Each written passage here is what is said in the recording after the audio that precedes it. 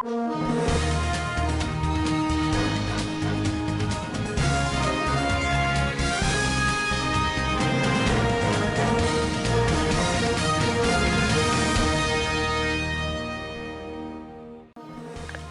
800 inmates escaped, 4 killed by the Kuje prison attack.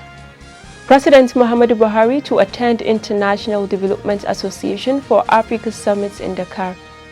All progressives ask courts to stop Masari's replacement as Tinubu's running mate.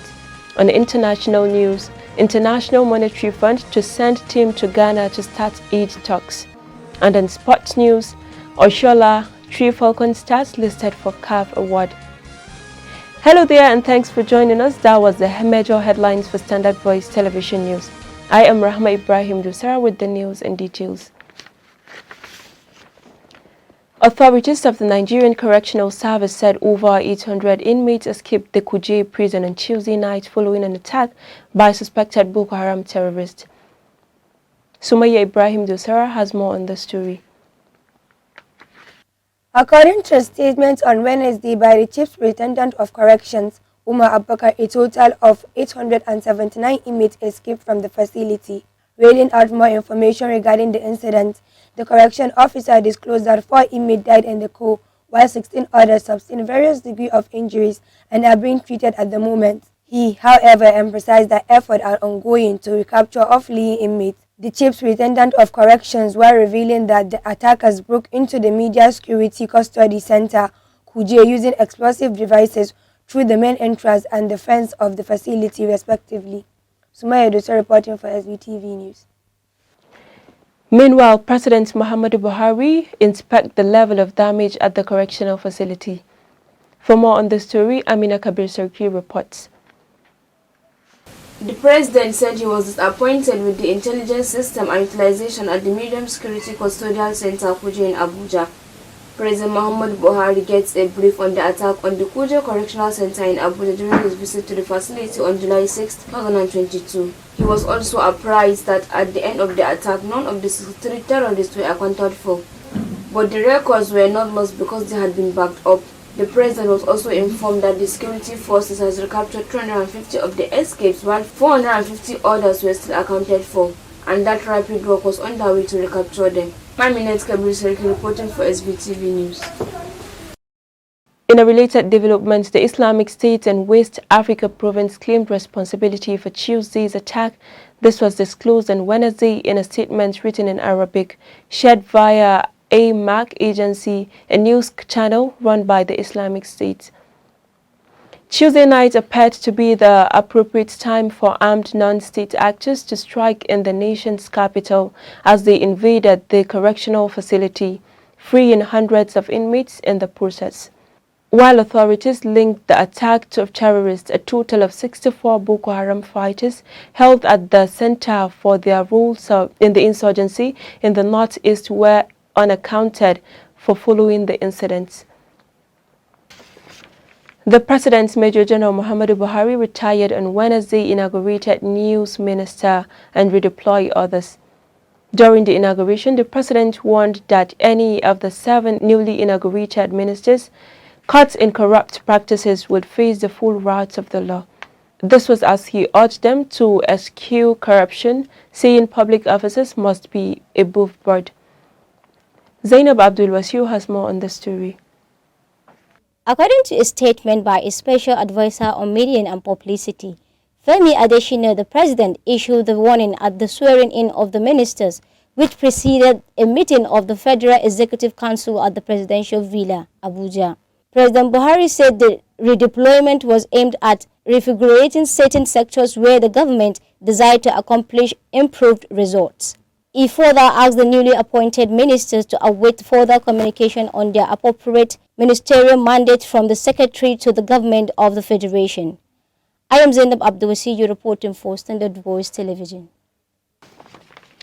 A federal high court sitting in Abuja has been asked to stop all the Progressive Congress from replacing Kabiru Masari as the running mate to the party's presidential candidate, Bola Tinubu.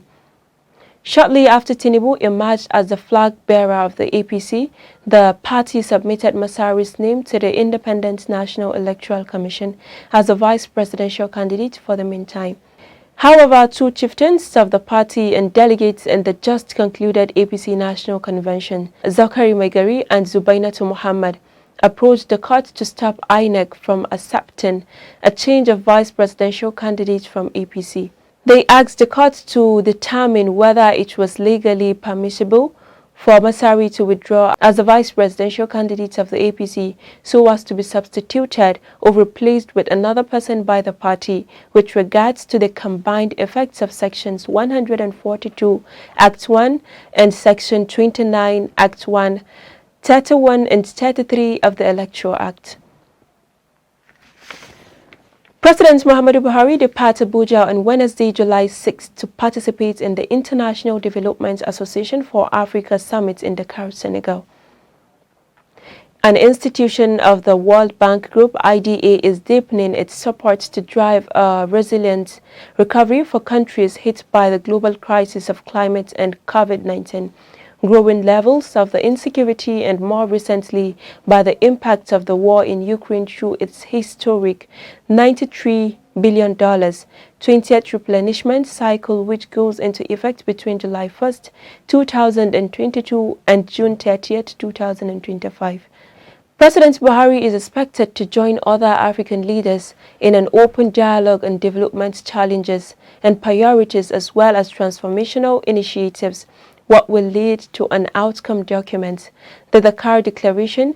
President Muhammadu Buhari is expected back in the country at the end of the summit on Thursday, 7th July.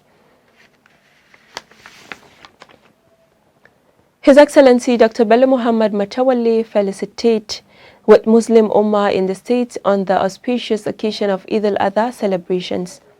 Governor Matawalle said the occasion marks another important period of the Islamic calendar where Allah has opened another floodgate of mercy for His servants, an opportunity they must all grab.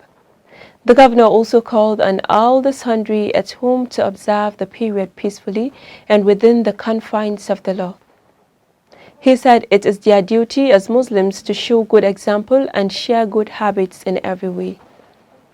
The governor said he assures that his administration will continue to do everything possible to serve the states better. Governor Abubakar Atiku Bagudu of Kebbi State has approved 52.9 million naira for a special salar package for 75 boarding secondary schools across the state.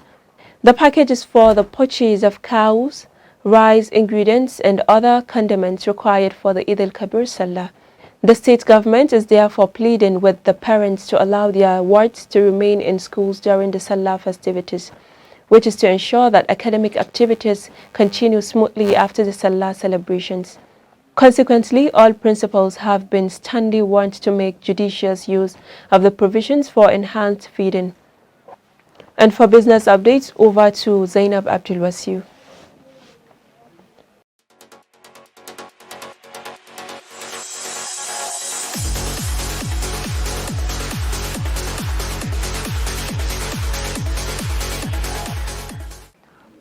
And on business, the Ministry of Petroleum Resources says it is setting up an oil and gas investment center which will act as one-stop oil and gas investment center to spur foreign direct investments.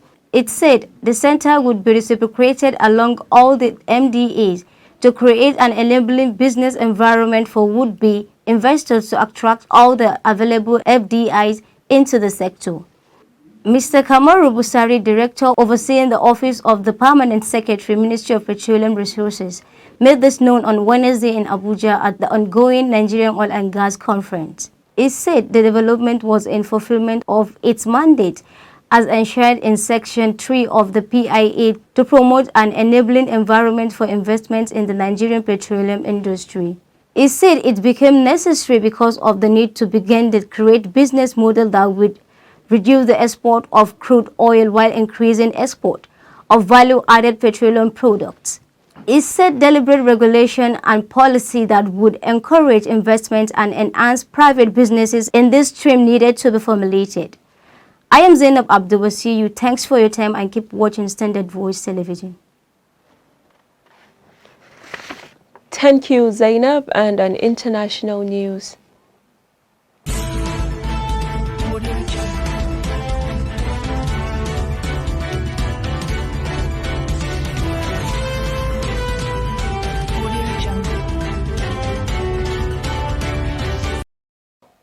The IMF will send a team to Ghana this week to begin talks on a possible loan program for the West African nation.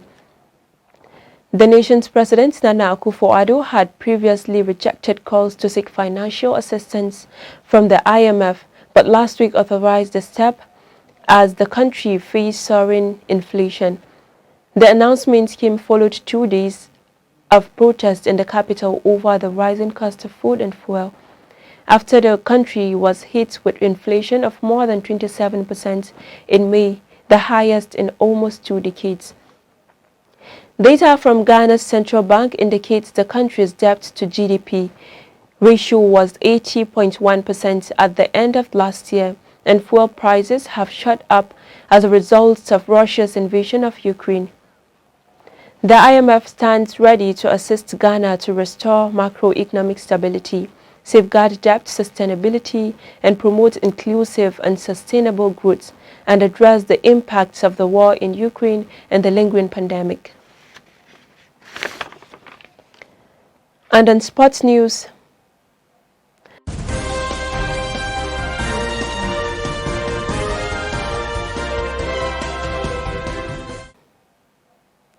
Super Falcons quintet Asisat Oshola, Rashidat Ajibade, Uchenna Kanu, Monday Gift, and Chiamaka Nnadozie have been shortlisted for the CAF Awards.